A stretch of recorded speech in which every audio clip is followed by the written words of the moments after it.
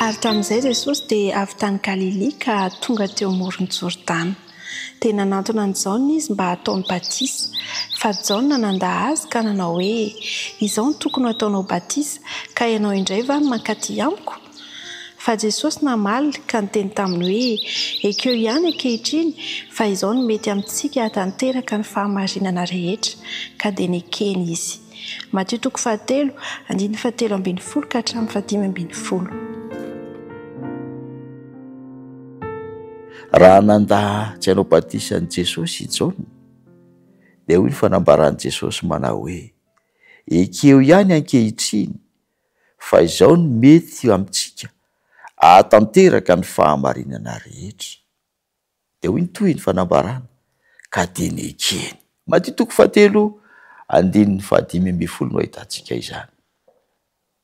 Ry havana, mazava ny fanambarana fa raha tiantsika ny aina amin'ny marina sy hanambara fa manaraka ny Kristy isika, dia io toe-tsaina nananan'ny Jaona io no toe-tsaina tokony ho velona ao amintsika, dia ny hoe nekeny, ka dia nekeny.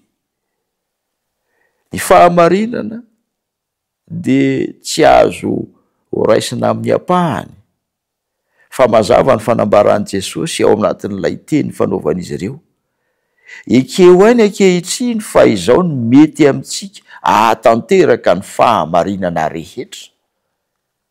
Izany hoe eto izany Andriamanitra dia milaza amintsika fa rehefa isika no te hitombo ao aminy, dia tsy ny ampahany marina no tokony ho arahantsika, fa tokony ho arahantsika ny fahamarinana rehetra. Tonga hanome ohatra ny amin'izany Kristy tetỳ ambonin'ny tany.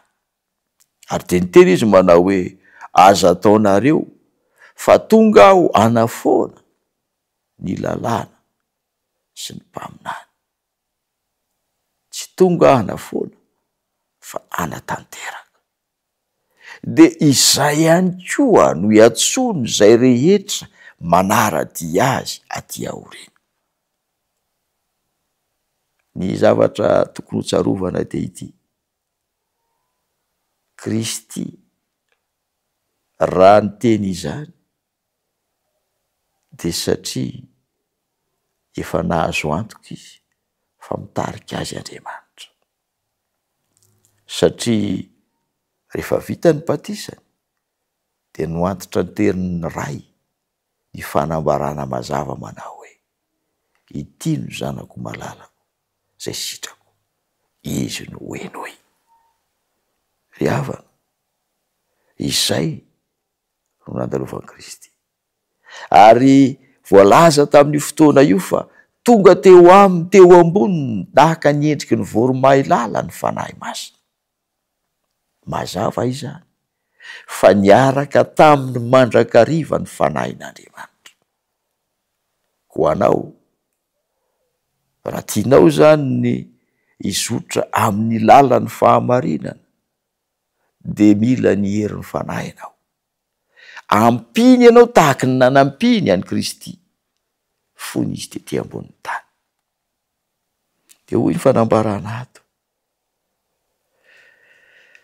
nasehony tamin'ireo voarin'ny lanitra sy tamin'ny tontolo tsy lavo, izany hoe misy ireo voarin'Andriamanitra tsy nandalo tao fahotana.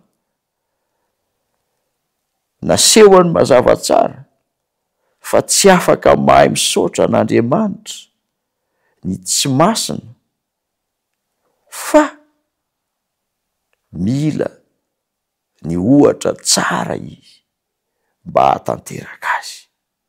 Ary ny ohatra tsara dia tsy iza fa ilay Kristy zanak'Andriamanitra ihany.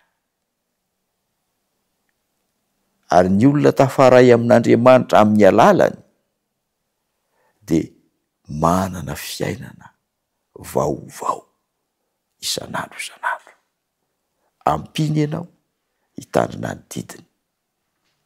Tsy ianao no miasa, fa izy no miasa ho anao. Ny anotokana angatahiny aminao amin'ny fiainanao sy ny safidinao, dia ny safidinao hiara-dalana aminy. Meteza ho isan'ny mpiaino tsy manadino, meteza ho isan'ny mpiaino manaiky ho ampiny fa tsy avonavina ka hevitra fa mahavita samirery ny lalana tokony ho arahinao. Ndeha hivavaka isika satria mety manana izany toetra zany izao, mety manana izany toetra zany ianao. Izay tian'Andriamanitra ho esorina aminao, hametrahany fanetrinteniny zanany ho ao anatinao. Hivavaka isika. Raha eo misaotra satria nomenao anay ny teninao, nampahafantarinao anay fa tsy ainay akory ny mandeha amin'ny marina, fa ny fanampiana avy aminao no ahafahanay manatanteraka izany. Nambaranao koa anefa fa tsy maintsy hiainanay ny fahamarinana rehetra, ary tsy maintsy manaiky izay tahaka ny Jaona rehefa nombaran'i Jesosy taminy ny anatanterahana izany lalana izany. Aza tao manana toe-tsaina miady varotra izahay, fa meo toe-tsain'ny mpanaiky mba ho azonao amboarina ka ho mendrika ny lapanao rehefa tonga ilay fotoana hiverenany zanakao. Angatahako izany vavaka izany mba hombanao izay mandritra ty andro ity, amin'ny anaran'ilay Jesosy maty ho anay. Amen.